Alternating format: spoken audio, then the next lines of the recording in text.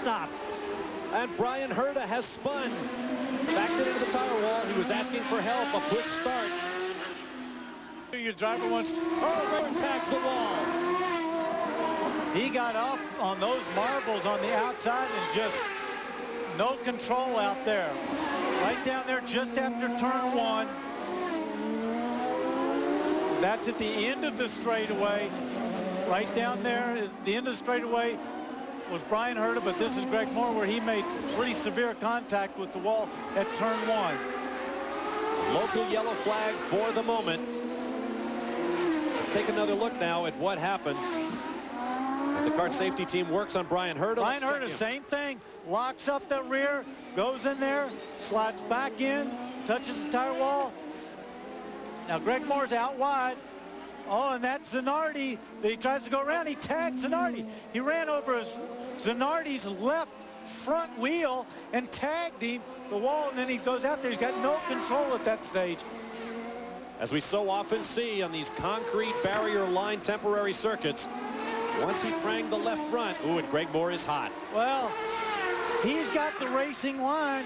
Zanardi's just come out of the pits. He's got to give way to the guys on the racetrack.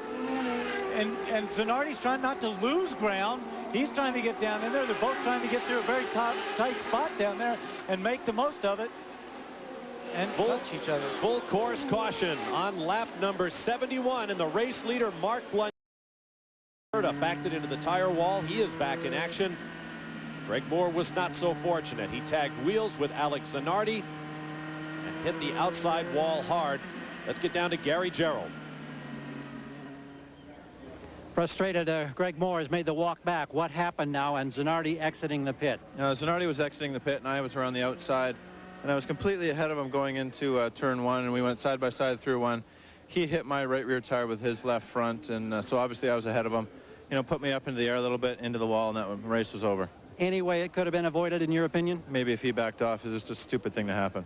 Thank you. Thanks. Well, here's Greg Moore right there on the screen.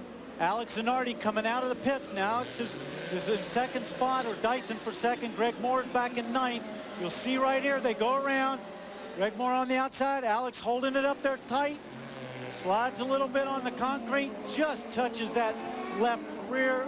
His left front hits Greg Moore's right rear, sets him up in the air, gets out here, and there's nothing they can do.